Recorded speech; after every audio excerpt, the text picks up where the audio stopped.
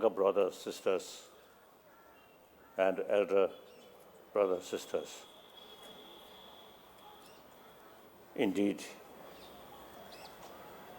I feel very happy mixing with people, and particularly young people. When I, sit with old people, then sometimes I feel, you go first, me go first.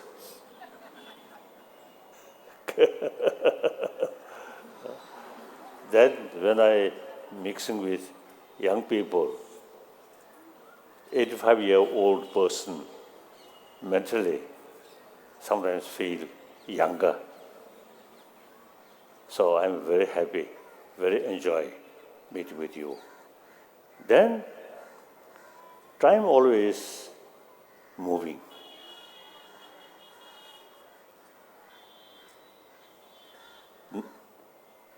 So no force can stop that. Time moving, changing, it's nature. Now the question is whether we utilize time properly or not. And for that, it's the past, we can't do anything. But the future depends on present. So we can make opportunity to create future more peaceful, more happy, or difficult future. Now, in that respect, the generation of 21st century, you are the key sort of people who create this century, more happier century or difficult century. So the generation of 21st century, you have the opportunity and also responsibility. And also the remaining 21st century, like me, we won't see, but you have to live. So therefore, it is your own interest to try to have happier century.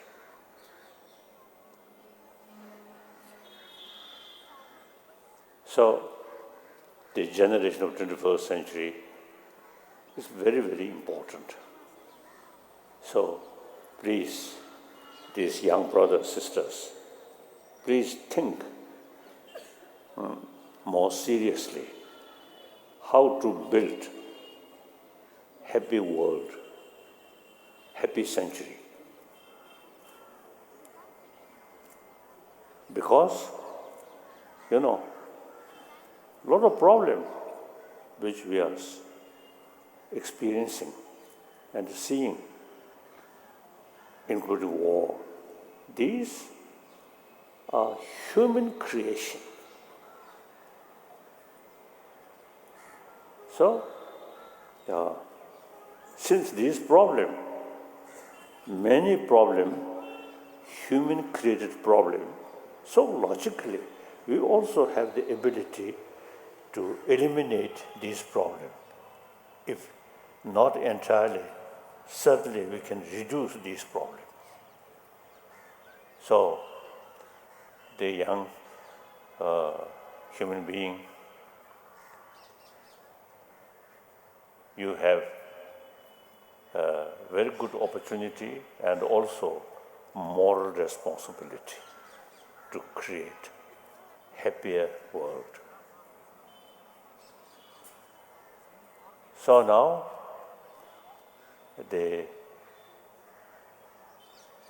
like these violence, war, mainly creation of anger and also selfish and narrow-minded. If we create on this world a concept of oneness of human being, no basis of we and they, then you see these such as sort of cruelty and war, too much based on we and they. And that also finally concept of I, we, lacking a sense of oneness of 7 billion human beings. If we consider entire 7 billion human beings as human brothers, sisters, then you see no basis to kill each other, to bully each other. Therefore, now it is very important we have to develop sense of oneness of human being.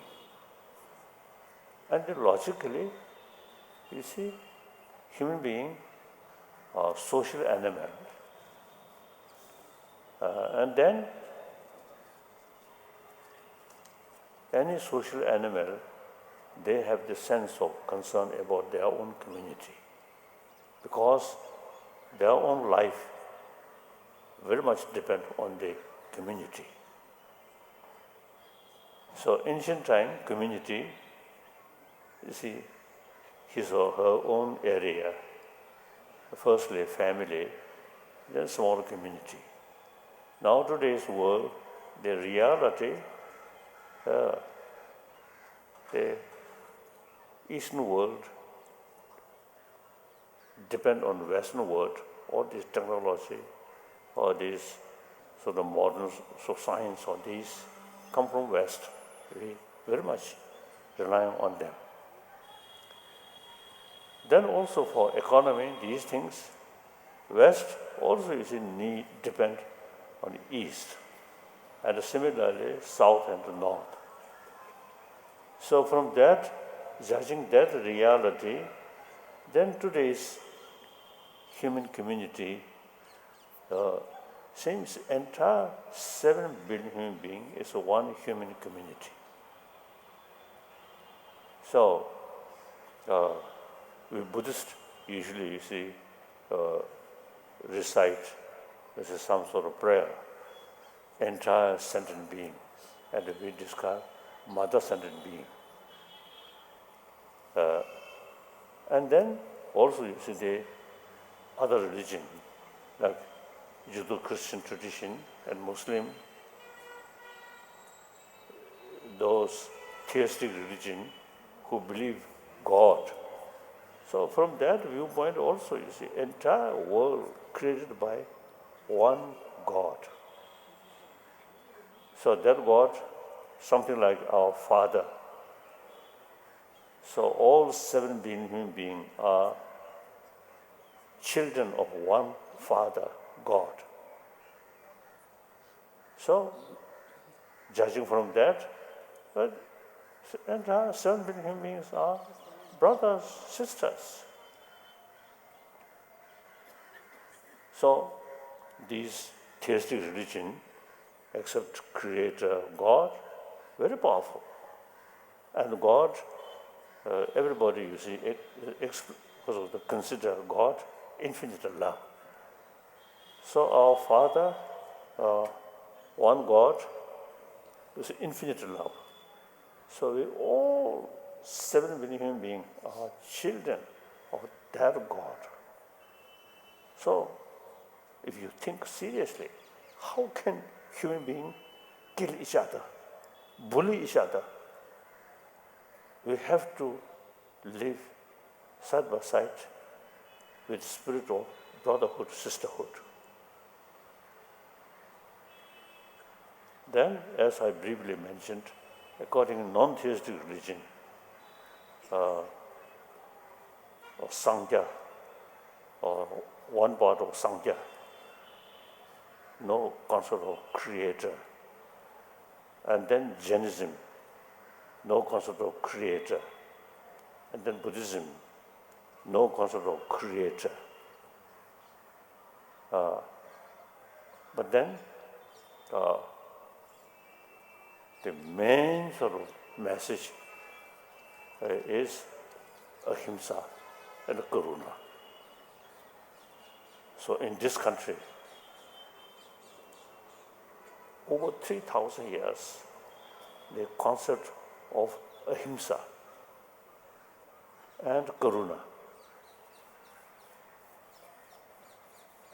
So when you seriously practice ahimsa, there is no basis to attack, to harm others. So no basis of war, violence. And all these ahimsa concept related with karuna. So when you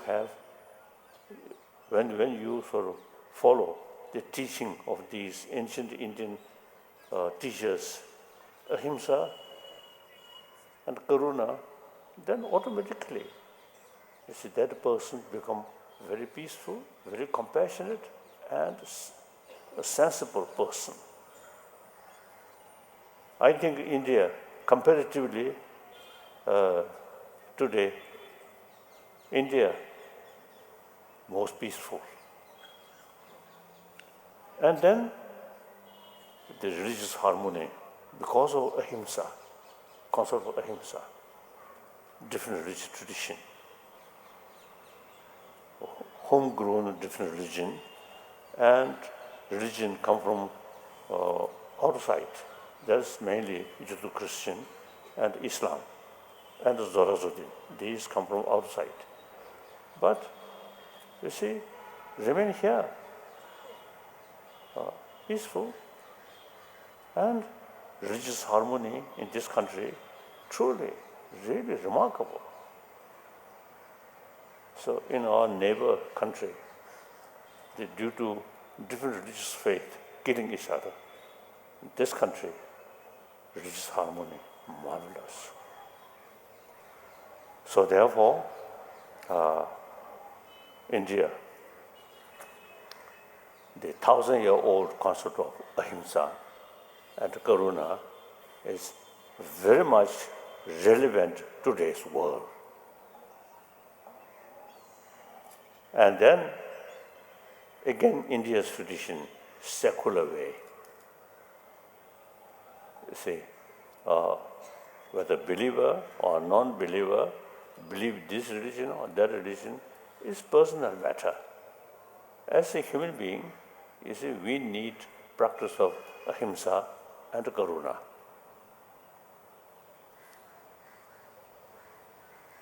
So among the Egyptian civilization, Chinese civilization, Indus Valley's civilization, which is India's original.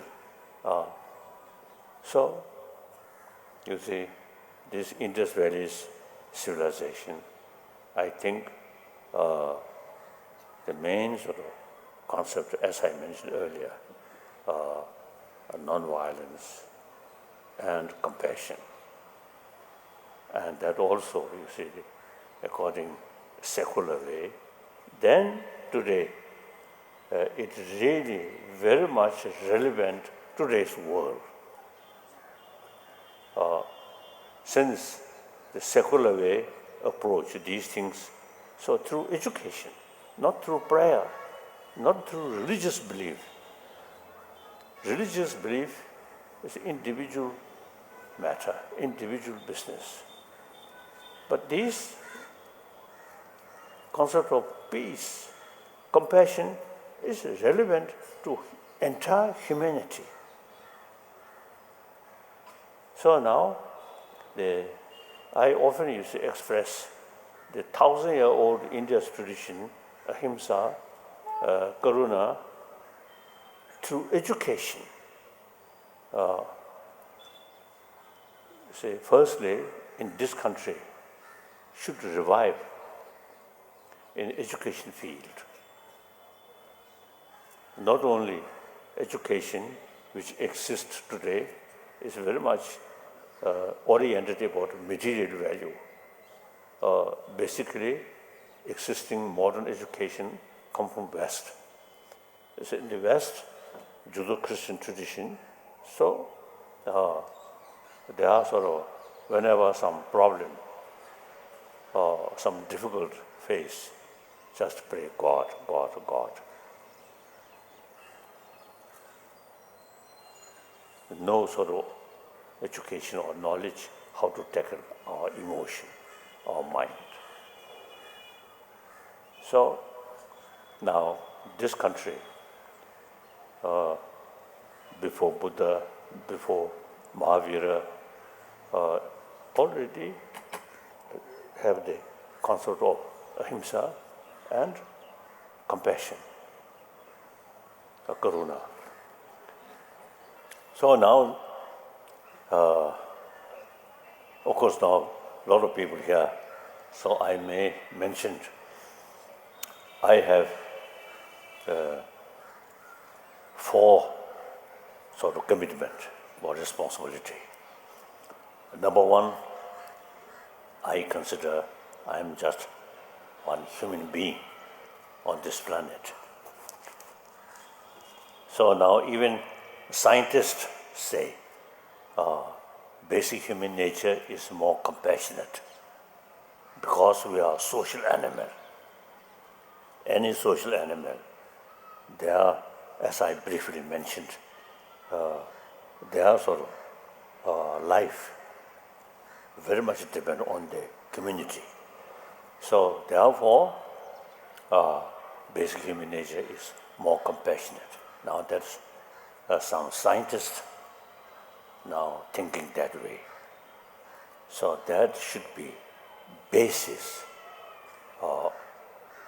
we can develop compassionate human being through education. So these days I expressing in kindergarten level, the teaching or education how to take care of your physical health. So same time, we should include hygiene of emotion, hygiene of physical, hygiene of emotion. So children also, do you prefer a smile or like this kind of face? So naturally, smile, indication or expression of loving kindness. So when I was young, like you, when my teacher showing a little bit of sort of serious face, I don't like. When my teacher,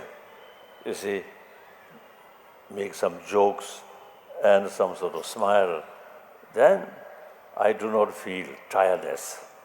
If more serious face, then I watch as soon as finish that lesson, I feel much happier. I prefer like that. So therefore, young children, since we love smile, warm-heartedness, so now education should include about hygiene of emotion and how to create happy mind, peaceful mind.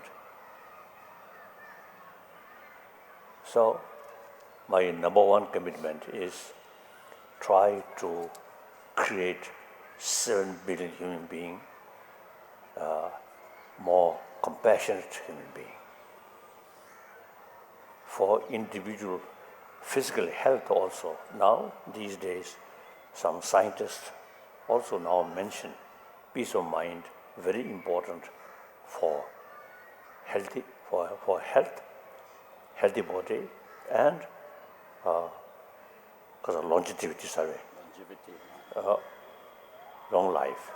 So therefore, now not talking about next life, not talking about Buddha or God or heaven, simply how to be happier human being, human society. So through education, we should include education about our emotion, how to tackle anger, fear, jealousy. These emotions are destroyer of peace of mind and eventually also destroy our health. Therefore, you see, in our education should include more, also the explanation, more more education about our emotion, about our mind. In that respect, in this country, very, very rich material about mind, emotion. Usually I describe something like map of emotion. Once we fully understand or knowledge, then much easier to tackle these emotions as a secular way. So these things mentioned in religious text. Now here you see, according to my own little experience, a lot of explanation in these Buddhist texts about psychology. But then this should consider as an academic subject, not a religious subject, according to Indian tradition, secular way. So, number one, my commitment is try to promote compassionate mind or loving kindness, loving kindness through education in the whole world. As I am one person out of 7 billion human beings, wherever I go, I always talk these things. Number one. Number two, my commitment is try to promote religious harmony, as I mentioned earlier. I have full confidence. Religious harmony is very possible. This country, as I mentioned earlier, all world religious traditions live together. And mutual respect. And in some cases, mutual learning. I often use mentioning the Parsi community in Bombay, less than 100,000. They are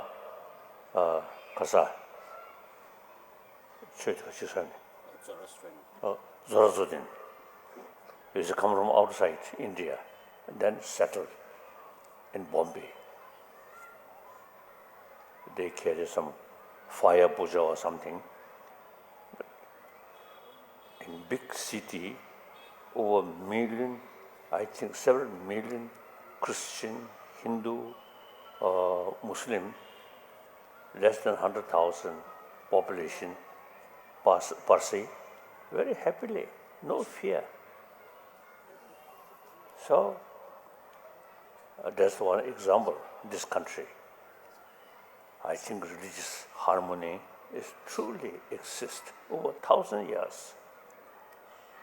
So, I have full conviction religious harmony is very possible. So my number two commitment, wherever I go, I always try to share with people all religion, in spite different philosophy, different teacher at different time, but all carry message of love. and with that, forgiveness, tolerance, self-discipline. So all major religions inspired in different philosophy, the main message is same. Therefore, and that also is logically, all these religions, except you see according to the creator, then different. Otherwise, all these religions, human created. So human naturally, human good quality, best quality is human love. So all religion which essentially created by human being, they carry the concept of loving kindness, taking care other, not harming other. So that all religion of human being carry this message. And then, you see, mentioned in different philosophy, it is necessary according different people, different mental disposition, even if in different geography, different climate, you need different way of approach. The goal, aim is same, loving kindness, compassion, like that. So religious harmony, very possible. Otherwise, it is just India's neighbor, Afghanistan, and then the Arab world, in the name of religion, killing each other, unthinkable, really. So therefore, the religious harmony, very important. So it is possible to create religious harmony. India is the example. Okay. Then, number 3 commitment, I am Tibetan. Tibetan people trust me. So I have moral responsibility to think about their future. So political matter, now already I retired since 2001. I completely retired from political responsibility. Then we already have elected political leadership. Then, regarding Tibet, ecology. Now global warming really become more serious. So many experts about ecology, they really warning us. So Tibet case, according to some Indian ecologists, they say the Tibet high altitude and dry climate. So, like ecology, these once damaged, it takes longer time to recover. So, ecology condition in Tibet is quite delicate. So, I often use expressing the concerned people there, and particularly Chinese, including Chinese business people. See, exploitation about the nature resources there. This should take care. Yes, it is worthwhile to use nature resources, but forest, these things, they should pay more attention. This is my regarding Tibet. And then most important is Tibetan knowledge. From childhood, I study these texts which originally translated from Sanskrit. So,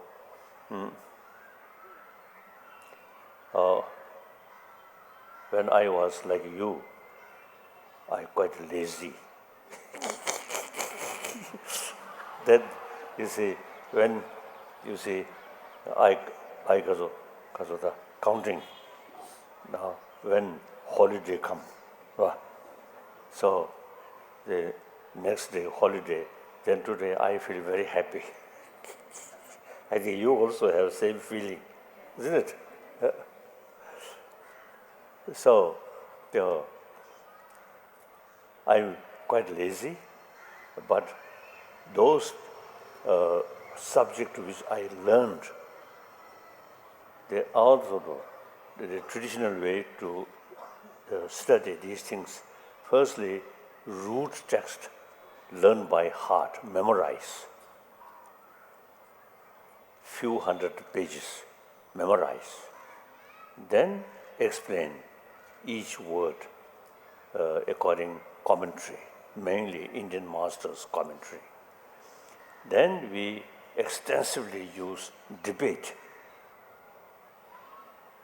because Shantarakshita, who are introducing Buddhism in Tibet in 8th century, he himself, great logician. So therefore, you see, he introduced Buddha Dharma in Tibet according Nalanda tradition, his style. Logical approach is very essential. So now the Tibetan, also the knowledge, not only just prayer or religious belief, religious or ritual, but logic and philosophy. The Nalanda philosophy now very much, you see, the similar quantum physics. Quantum physics half. The Nalanda sort of also now quantum physicists, you see, they already develop things outside, external things does not exist as appears. If you analyze, nothing you can find. So quite similar, the Chitta Mantra's concept, external thing does not exist, only mental creations already. Like that, mental projection. Then, so quantum physicists, they say there is huge gap, appearance and reality. The reality does not exist as appears. This is exactly the Nalanda philosopher, exactly as he mentioned these things. So I want to share with young brothers, sisters, you know, when I listen quantum physicists, naturally, I, with respect and humbly, listen their explanation. Meantime, in my mind, I feel I know much better. Because we study years about the Nalanda tradition, Chitta Mantra philosophy, as well as Madhyamaka philosophy. Within Madhyamaka, there are some Madhyamaka philosophers also, you see, accept the Chitta Mantras, mind-only school thought. And then the Prasankika, Madhyamaka, wonderful. Now, the similar quantum physics, nothing exists as appears. So, mention these things because our destructive emotion, very much based on appearances. You convince things exist as appears, and some nice thing, attachment, some negative thing, anger. So now some student in China about quantum physics, now they express, so once they believe nothing exists as appears, that automatically reduce the grasping something independent existence there. That's the basis of all these negative emotion. So therefore, the quantum physics, not only external thing, but observer also, you see, through centuries investigation, where is I? that's observer. So there is no independent I. Now here, differences. Atma theory and Anatma theory. Like that. So therefore,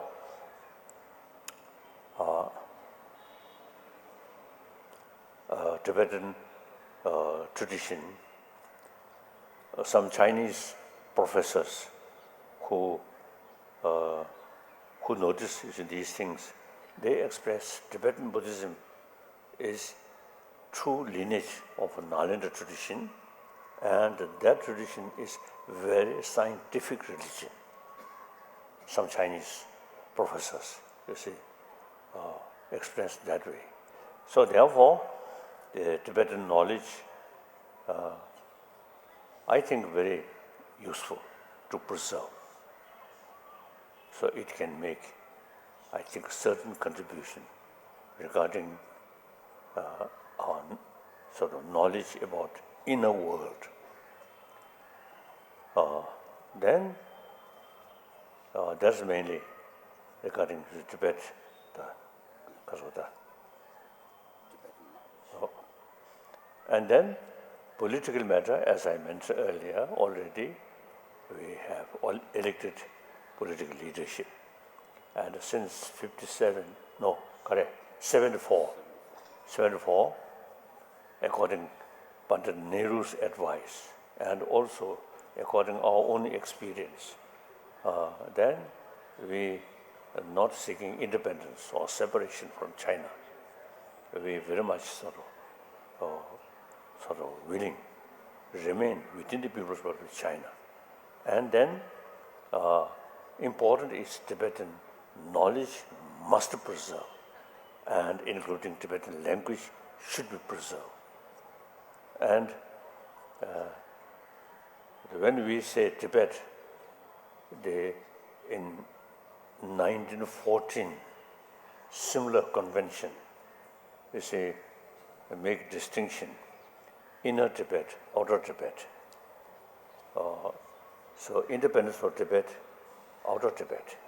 Inner Tibet, Amdo, Kham, these are, they consider inner Tibet as a part of China. So if we only concern outer Tibet, then around less than 2 millions. 2 millions. Then including the outer Tibet, inner Tibet, Kham, Amdo, then altogether about 6 to 7 millions. So we are sort of concerned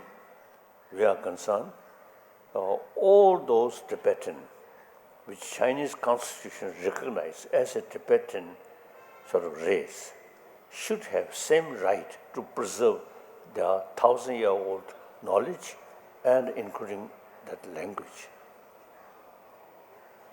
So that's political field. We are not seeking independence, but we should preserve Tibetan ecology and rich Tibetan culture. Now today, I think ancient Nalanda knowledge, now in India, all these knowledge disappear. So only among Tibetan, we still kept all these Nalanda thought, Nalanda knowledge about psychology, about logic, about, these like quantum physics, these things. We still, in our tradition, very much alive and also very useful to tackle our emotion. So these knowledge, in order to keep peace of mind, not just a blind faith, but through analytical meditation. What's the value of anger? What's the value of selfish? Ultimately, all these negative emotions related with selfish. So the great master like Shantadeva, they are writing Kasa, Shinju Kasa. A guide to the Bodhisattva way of life.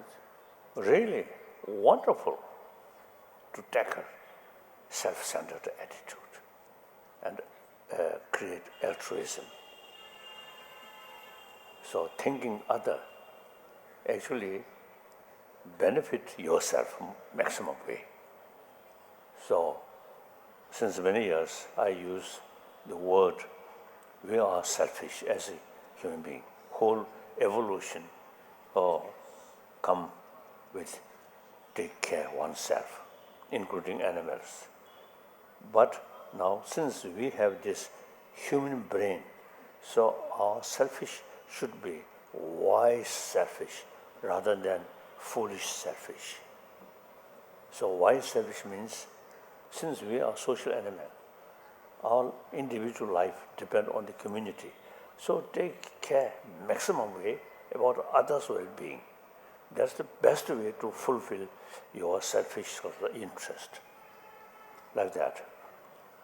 So the firstly Shanta Rakshita introduced Buddha Dharma in Tibet in 8th century, and he himself logician.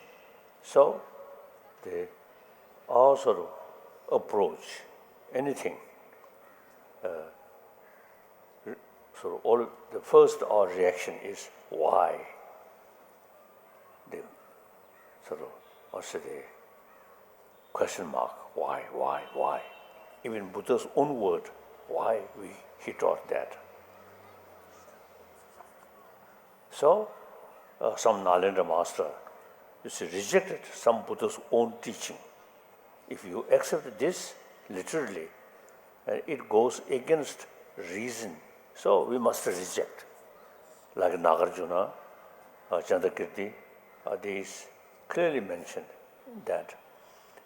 So Buddha himself, I think, allowed us, all my follower, monks, scholars, should not accept my teaching out of faith, but rather thorough investigation and experiment. So many Nalendra masters exactly follow that way.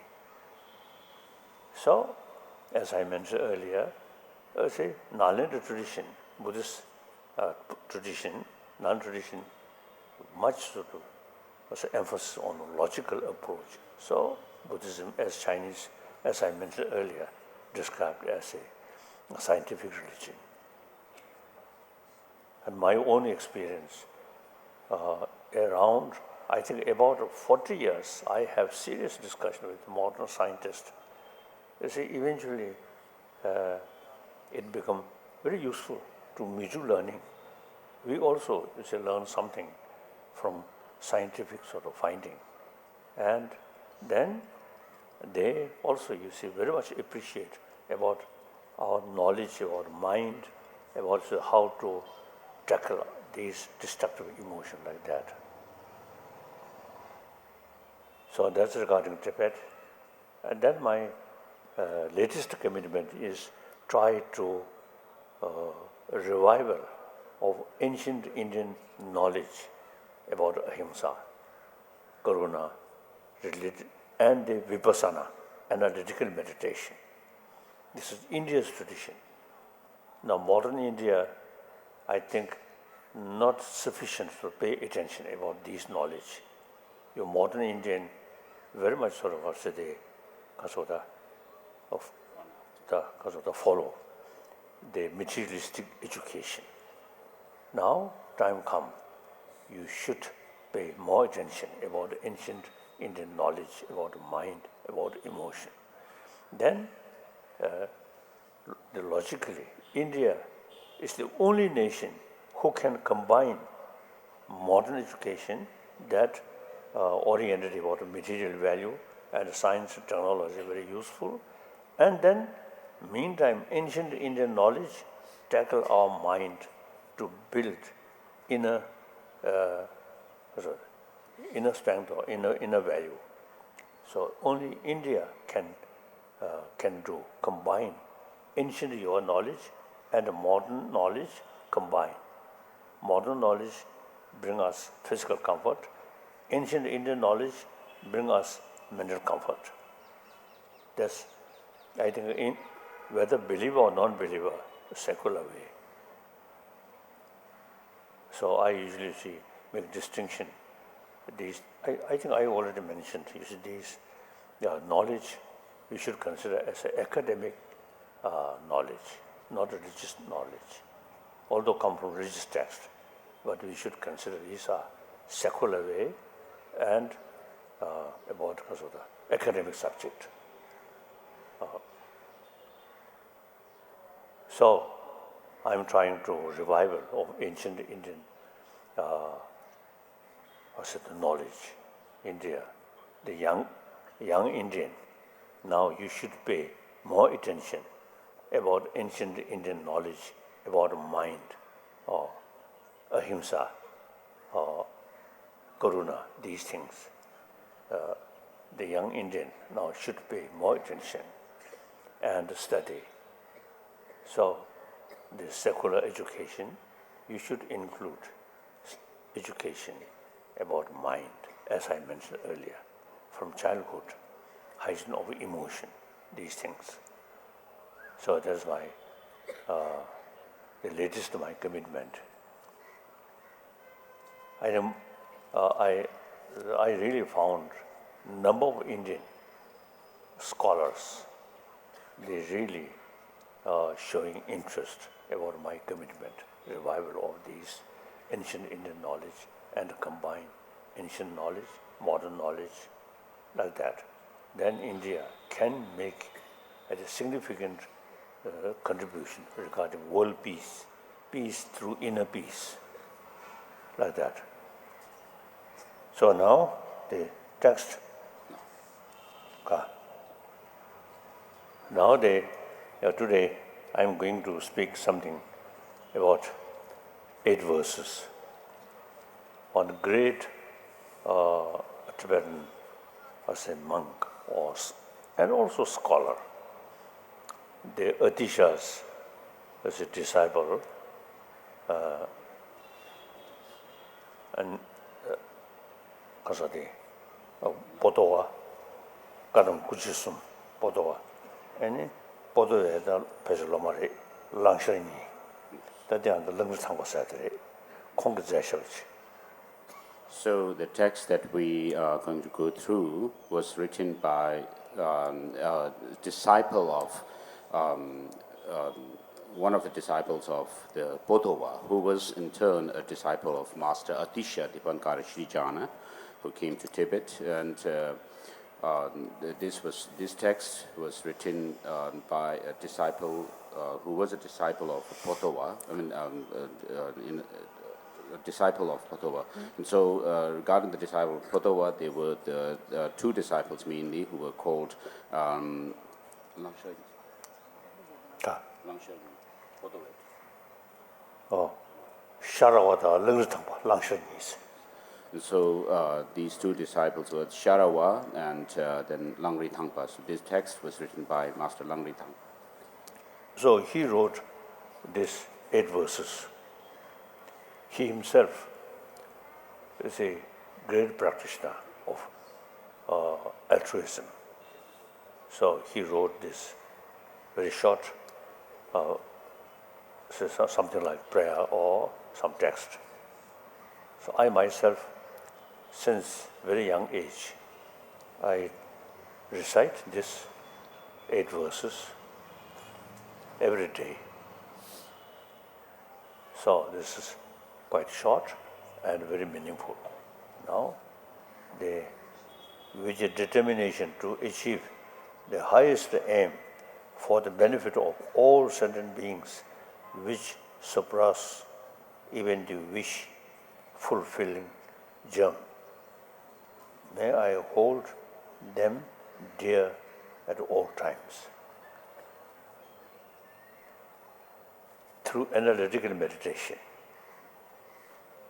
see, all sort of happiness, and including long life and physical health, very much depend our attitude towards other. So just think oneself, then all these negative things, negative emotions, you see, come. Think more about others. You get for immediate, also peaceful mind. And then next life, no question, you practice altruism, think other or more. And then 100% sure your next life will be a human being and a happy life. Then practice that. So every moment your action motivated altruism, then every sort of karma action become positive. So 젊은이들이 소야들이 semji tekso lamji shungshinde labjin jeba namji shida ten chonyi kono sinju zedawo ramjawa keso debe sunamder tedashene kesa bawo nam rinjisipto tudum tidunzi nanjaro ngeja nyamne tedashe tanzoyji shangsalo soyata derza shivuji nanshimurduwa panyin shabu shivuji desha semji sangbu sayatiyo.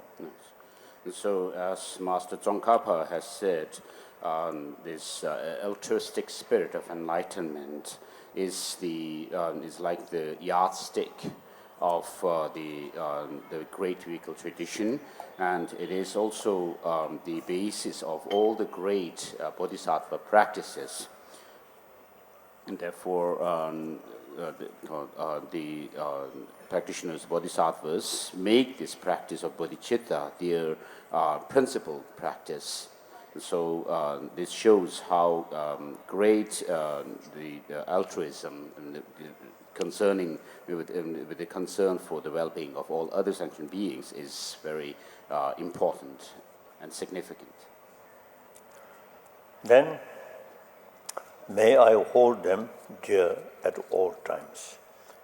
Now, this is also related with ultimate reality. Now, may I hold, where is I? Beside this body and mind and voice, where is I? So if we investigate, we can't find. Recently, I met among the sort of audience one old lady. She's seeking some kind of blessing from me because her mind so too much sort of anxiety or sort of disturbed. Then I ask her, where is self? Where is I? Where is you? She responds, here, I here. Then I ask, round or square?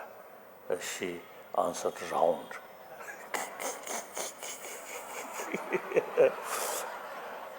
So, investigate where is I. We cannot sort of find the real sort of basis of I.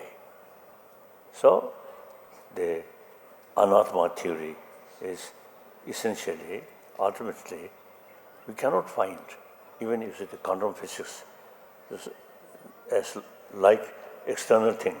Observer himself or herself, investigate beside this body, mind, a voice, nothing we can pinpoint. So, as the Chandakirti, daughter was saying, and Tanamshing, Namse Shepe, Namdu Yuva Mainsh, Tele Shandu Juba, Jigzen Chagwekone, Yava in Soda Dirida.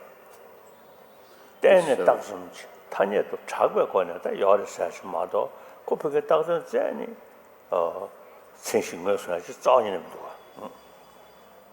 And so if you try to search for your true identity, you cannot find anything that you can actually pinpoint as being yourself. You cannot find this I that you usually hold on to be existing as something concrete or something like that.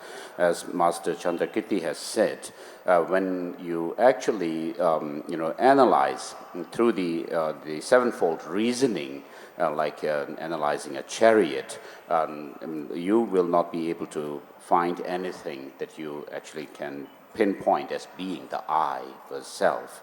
But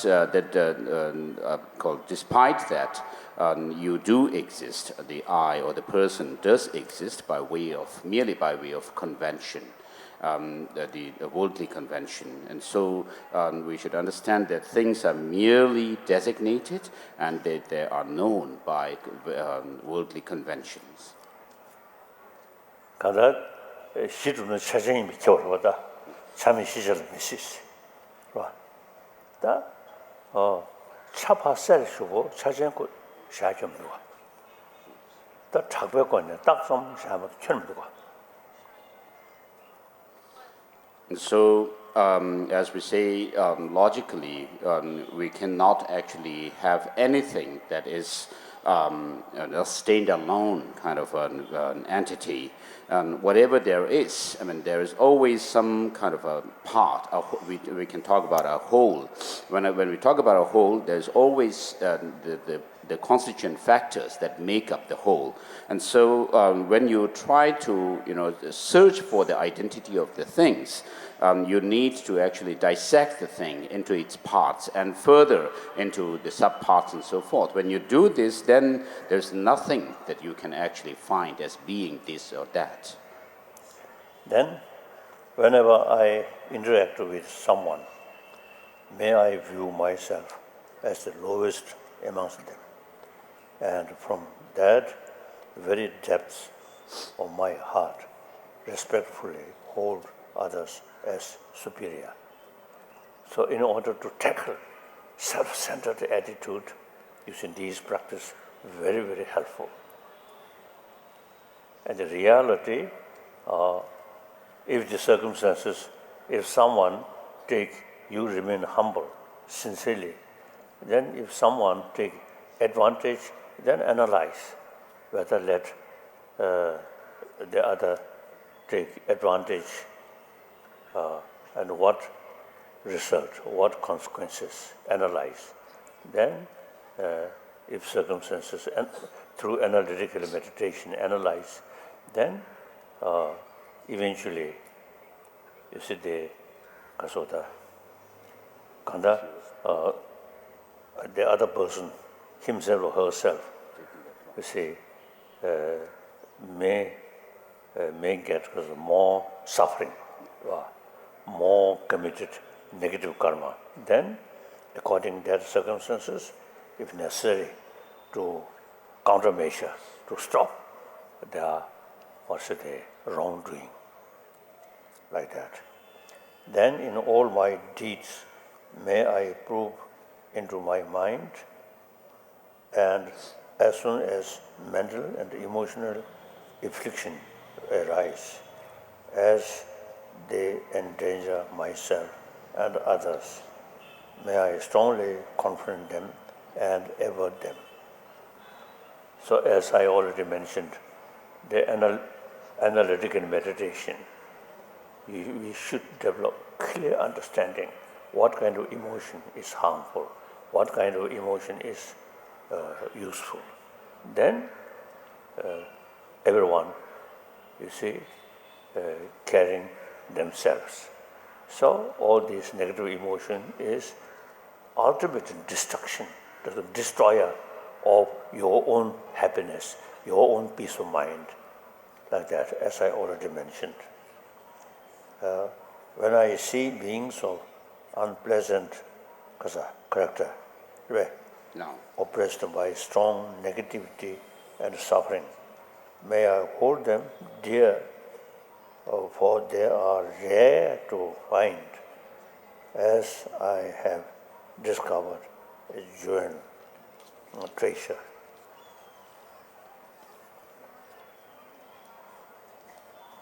rāngshīngi bēsīm jīne tīgdū chākbu nān tōngsi, rāngshī tērdā chāba shīngi yawar kāwē jīnzī shōs.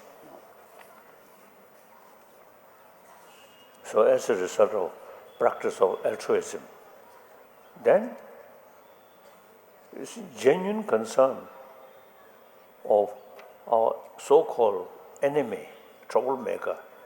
That sense of concern is genuine compassion. A sense of concern of your own friend is more mixed with attachment. So the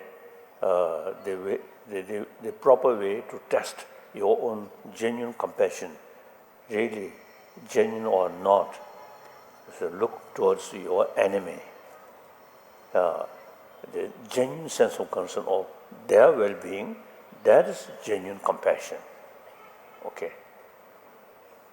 So, as Shantadawa say, enemy who create trouble for you is best teacher.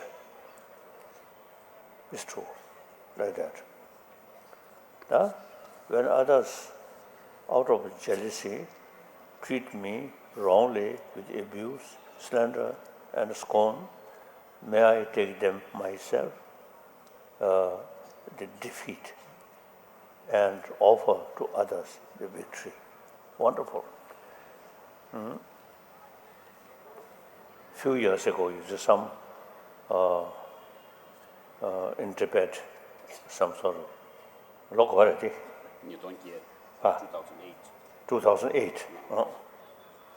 Some people in Lhasa start demonstration, and then suppression. So at that time, I visualized some of those Chinese officials who making that kind of decision. I visualize and take their anger, their fear, take myself. Give them forgiveness or tolerance and compassion, that kind of sort of visualization.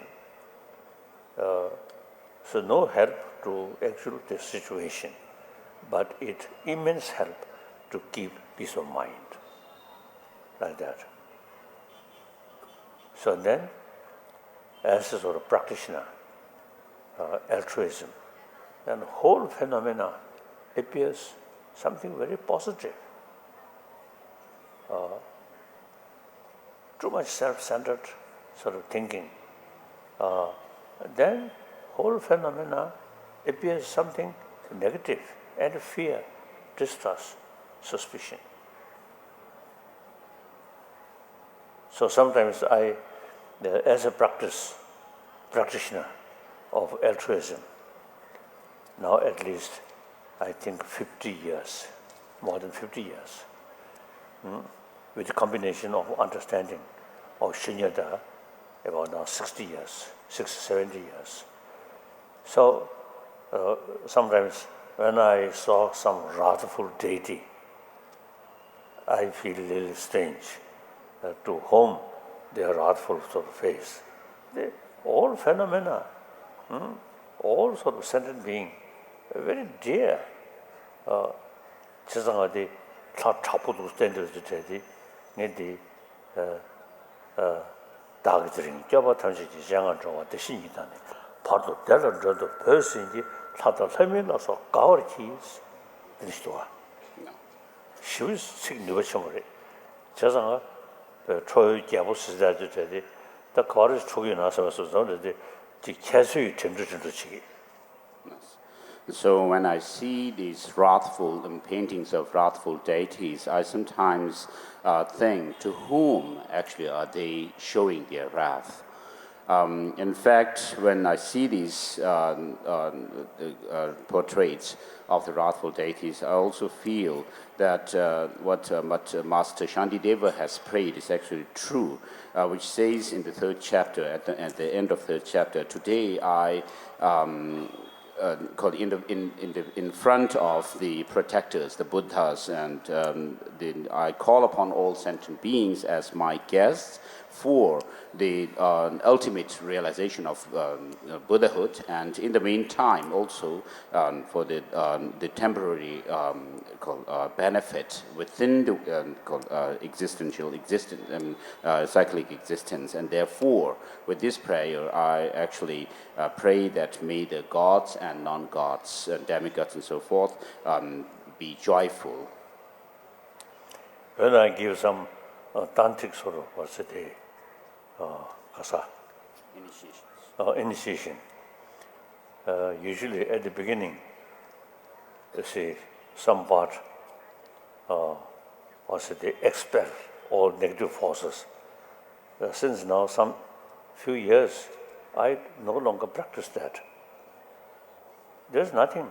Pia, tada keksin, pia kakem dua. So in this kind of tantric rituals, when we come to the point of doing this called ritual, to this where we imagine to dispel or drive away the so-called evil forces, I actually think that there's nobody, no sentient being whom we could call as being our enemies or adversaries. Everyone is our friends. 신수사 자기 sen. 된대기 비게다 낙섬 내수 장대기 닝제의 유르마도 그게 짧게 유천을 말아. 초 당불안을 거 인제. So in fact, these so-called evil beings whom we think of driving away during these kind of ceremonies are our objects of compassion, and therefore we should not think of them as some kind of a adversary who are harming us or anything like that, but be compassionate towards them. In brief, may I offer benefit and joy to all my mothers, both directly and indirectly. May I quietly take upon myself all hurts and pains of my mother. That may all this remain undefiled. By descending stains of 8 mundane concerns, and may I recognize all this as illusion, devoid of clinging, be released from bondage. That at the beginning, I or that, now investigate where is I. It is more easier. Kansa dame the chöji dame, 동니 참여관에 샤베는 차라스게 엄마데 이네 동시 쇼생은에 kansa dame 도서 로르 차 덱서스도가 I said 받잖아 레랑 쇼스도가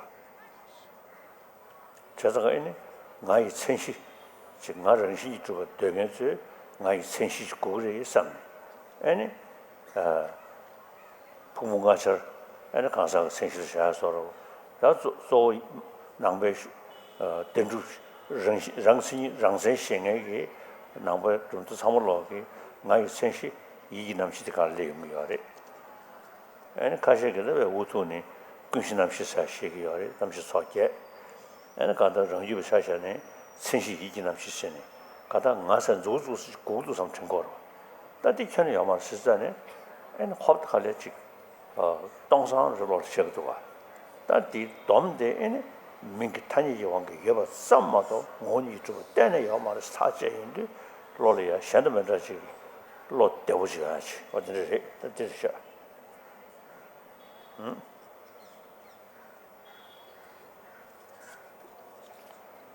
So when we, with regard to this last verse, when you come to say, may I recognize all things as like illusion and so forth, you should try to relate this verse with the analysis into who you are.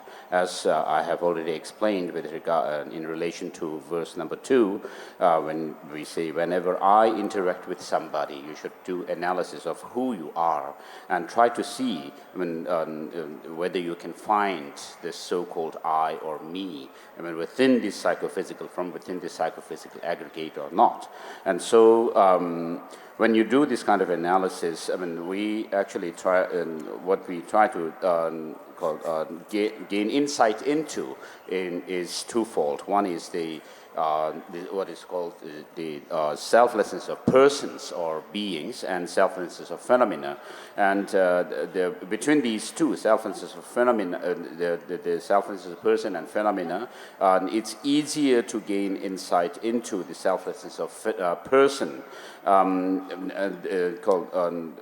But then, within the Buddhist philosophical tradition, there are those schools who kind of assert that there must be something that we can actually point our finger at, that we can actually identify as the true nature or the true identity of a person as such. And therefore, they kind of assert that within from amongst the psychophysical aggregates, the 5 aggregates as we call them, what can actually be called identified as the true identity of a being or a person is the mental consciousness. And then within that, within that, there's some schools like Chittamatrins kind of desperately assert a so-called alaya vijnana, foundational consciousness, as being the true identity of a person or a being. And then there are those of the Madhyamaka philosophical tradition, followers of Madhyamaka philosophical tradition, particularly the Savatantrika Madhyamakas, who say that the 6th consciousness, the 6th mind, is the true identity of a person. But even though they do assert such things like the alaya vijnana or the 6th consciousness as being the true identity of a person, when you actually put these two under the lens of critical analysis, you will not be able to find anything as being the person as such. Whether it's alaya vijnana or the 6th consciousness, nothing can be found. When you do that kind of analysis, critical analysis, to look into the nature of the I or the person, what you actually get at is that this empty nature of yourself, and there is this sense of we call a vacuity that you may get into. And then we call what you actually can come to conclusion is a person yourself. When you analyze yourself, you cannot actually find anything that you can actually pinpoint as being your identity as such from amongst the 5 psychophysical aggregates. Nothing can be found as being the person as such. And therefore, what you actually can conclude is that this me or the I is merely designated. That it's called merely designated by way of worldly convention and nothing else. So these practice actually is a tackle also emotion, destructive emotion. Firstly, self-centered, selfish is the key factor, key sort of factor. All those destructive emotions come. For that, antidote is bodhicitta, altruism. Then another sort of wrong view, everything exists as appears. Antidote of that, nothing independently exists. All are just mere designated. So that analytical meditation about shunyata is the antidote of tenzing. Yes. So the understanding that things have no independent existence, that they don't exist the way they appear to us, is the kind of counterforce or the antidote to this grasping or clinking at some kind of a concrete self. So my daily practice, mainly these two things, bodhicitta and analytical meditation about shunyata, immense help in order to keep peace of mind. And when come across some problems, so these two practice really immense benefit. So thank you. So I really appreciate you give me this opportunity, you organize this opportunity. Thank you very much. No, thank you.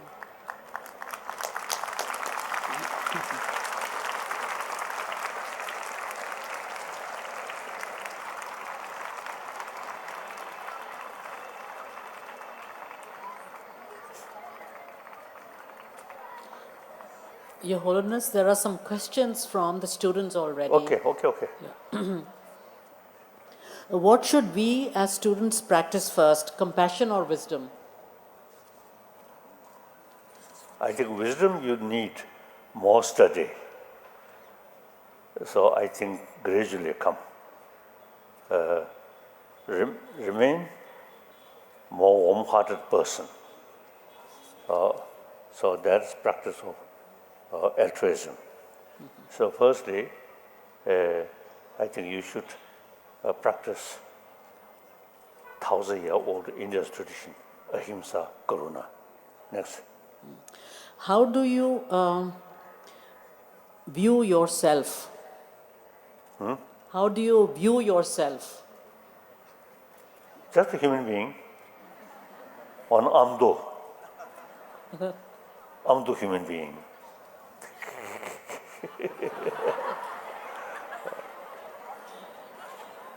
How do you handle exam pressure? What? How do we handle exam pressure? Kasa.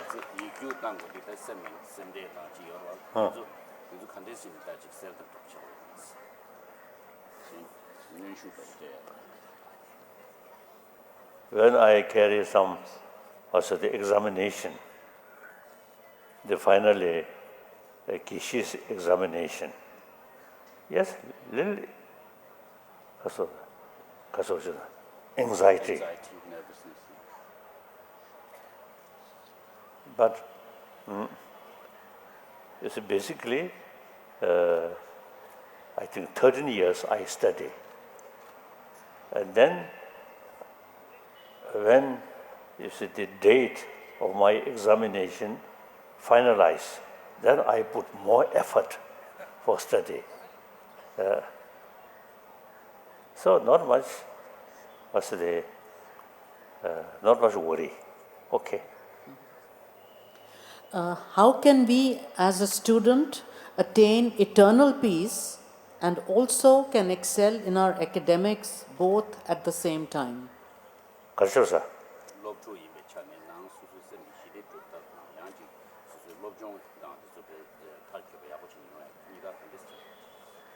I think again altruism, the very purpose of your education, study, is serving to other, largely serving to humanity. And then you get more enthusiasm or more effort. No sort of feeling of tiredness come. It's just think yourself. And then tiredness certainly come. Okay. As written in the second verse, it's mentioned to consider yourself lowest. But we are told not to consider yourself lower than others at home. By considering yourself low, aren't we demoralizing ourselves? 소소 현재분들이 진진글로 랑이 매물로 따야지 닝도 비어와 디몰라시아 켜내면도 와. So there's no way you can feel demoralized when you see yourself as being the lowest, because this is done from within the practice of altruism. Considering others to be more, cherishing others over oneself alone. Sufficient and social members demoralize you. Yes. But if you remain selfish, then when you actually think of yourself as being the lowest, that's actually demoralizing yourself. Amidst all the ensuing chaos in the world, which stories, moments does His Holiness revisit to instill faith in humanity again? 가서 가.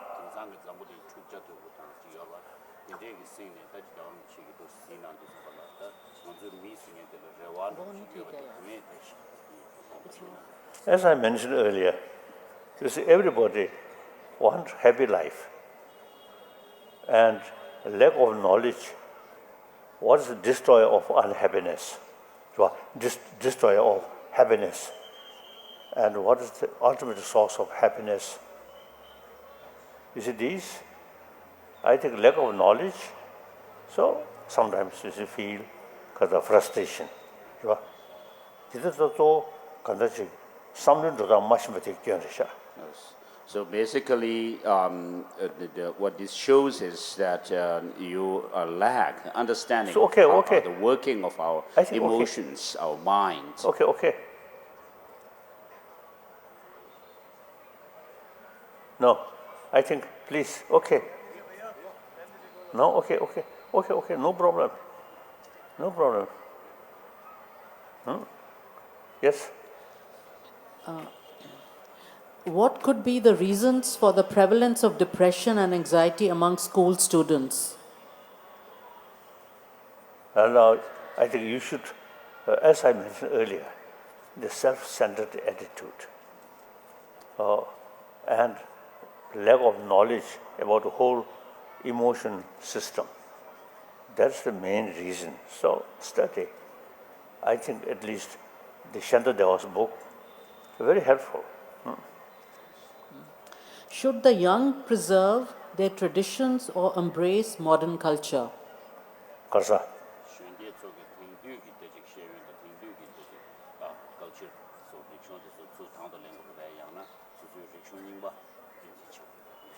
I think, as I already mentioned, combination. The education which comes from West is no knowledge about emotion, these things. So the existing Western education, which comes from West, the certain field not sort of sufficient or not mentioned. So in that, the India's sort of 1,000-year-old tradition should Soviet. So we should actually be able to add India's ancient knowledge. Okay. How important is meditation for the young today?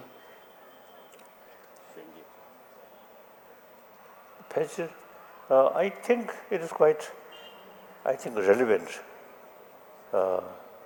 At least in morning, the class session start. I think few moments just to remain silent and think about mind. They're quite useful.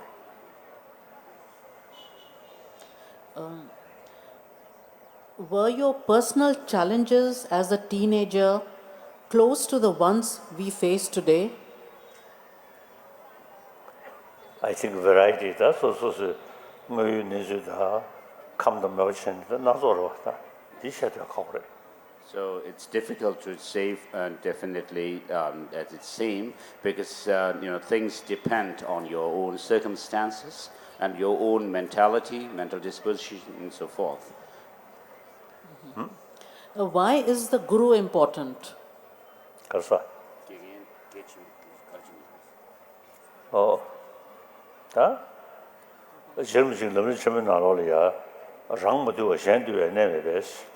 any Shenju do and the Lama the Toma Rangi do was a course.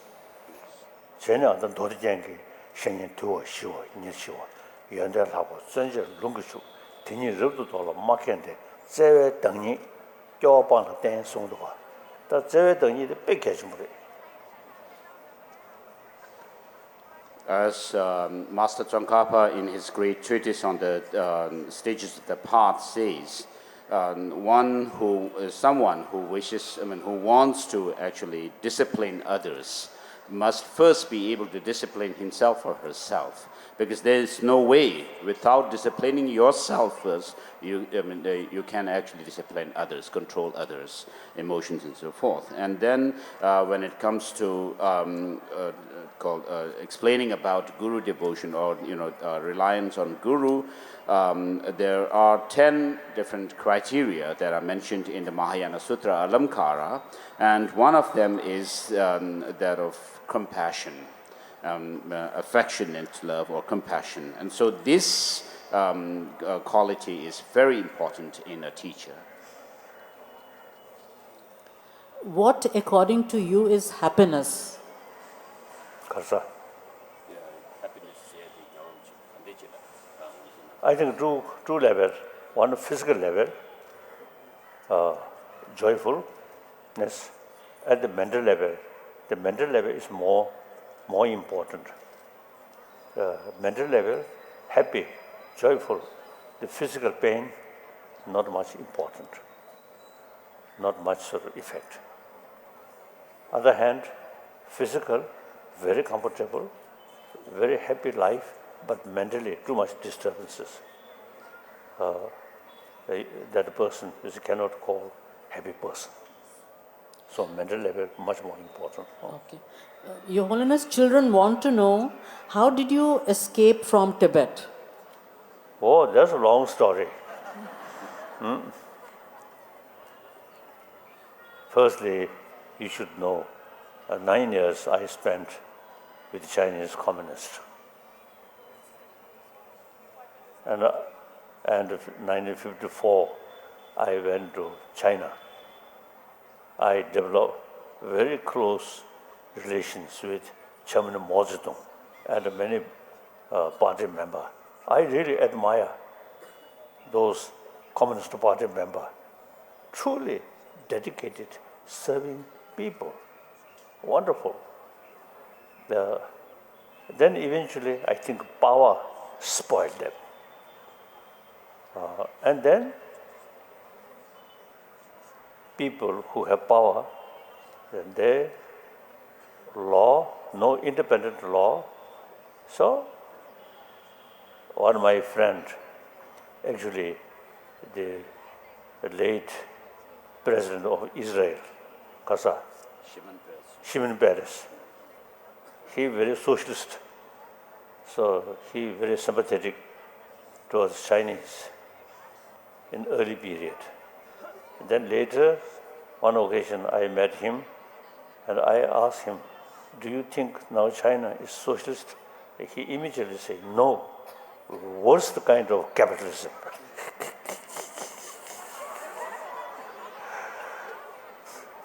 So in any way, the worst thing is no freedom, no free press. So people in China, just only one information. The party is sort of, because propaganda, like that. So then finally, even if my life is facing some danger, then I escaped. 1959, 10th of March, sort of cried, because entire Lhasa people come to Nobulinga and shouting. So then next 10th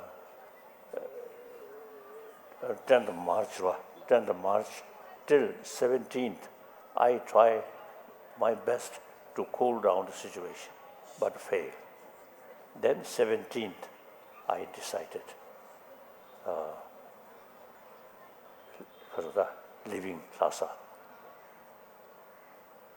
So the last moment, a Chinese, the local leader, asked me, they want to know the place where I stay. There are a few blocks, Nobulinga. So they they want to know the place. They should mark, and they will protect. So, when we received that letter, they either truly target or project. Do not know. The last 9 years, very difficult. Eventually, since 1956, much sort of suppression in Eastern Tibet. So, number of also the spiritual leaders and also local sort of leaders, many killed like that. So therefore, then when I received that sort of also the message, so doubt whether, so it clearly shows they're going to suppress or military action. So then, 17th morning, I decide leaving now. And also, I carry some also mysterious ways to investigation. So then all the same sort of indication should leave. Like that. Okay? How do you overcome grief? Karsa. Ka.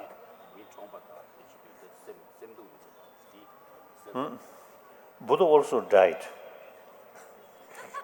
And Nagarjuna, all days, is dead. It is nature. The whole galaxies come and disappear. So someone is passed away. It's quite nature. What is self-enlightenment in your view? Kasa. Self-enlightenment. Ka. Self-enlightenment. Self-enlightenment.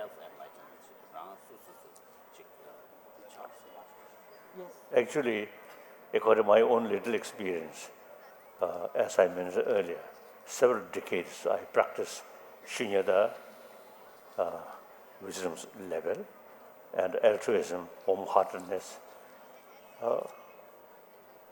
I feel Lama Johnson said, Yes. So through my practice over the last 70 plus years, I feel that perhaps I may be somewhere close to what is known as the path of accumulation within this five-tiered path system.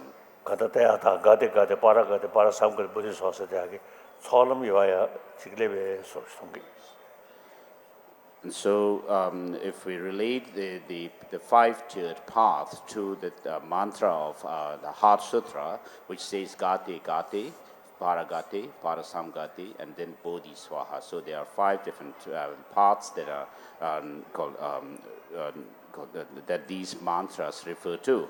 So I feel I may be somewhere near this first Gate, which is a reference, which called.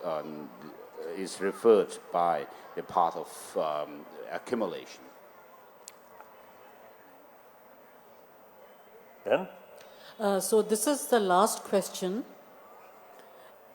Is it good to be just a normal human being, or one should be very nationalistic?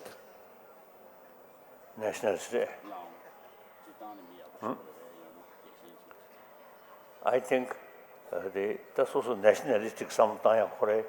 Ngela ngoro kandistoga. Some busu togoyan, Radachi in Gruba. Taya, me sosu that miridi, me jumzen dembachita, tenijita, Tome Kone, Dishen Yakata sometimes in Yunguru. So to be nationalistic also, you need to actually check within yourself whether this nationalistic attitude happens within a set of mind which is very narrow-minded or not, short-sighted and so forth, or not. If that is the case, then that's not a good thing to do. Whereas if you actually see the constructive nature of being nationalistic and thinking that you're the people of India or your own country, if you are able to do something for them or to protect them and so forth, is a good reason. If you see a good reason for that, then you can be nationalist, which may be considered as a constructive one. 무슨 nationalistic 전에 패지다 지 랑쇼의 현쇼 차단되들 전에 야와야 말해. Yes. So in the practice of nationalism, if you actually tend to be kind of biased, where you hold your side to be better and then wish to overcome or destroy the other side, then that's not good. 오케이.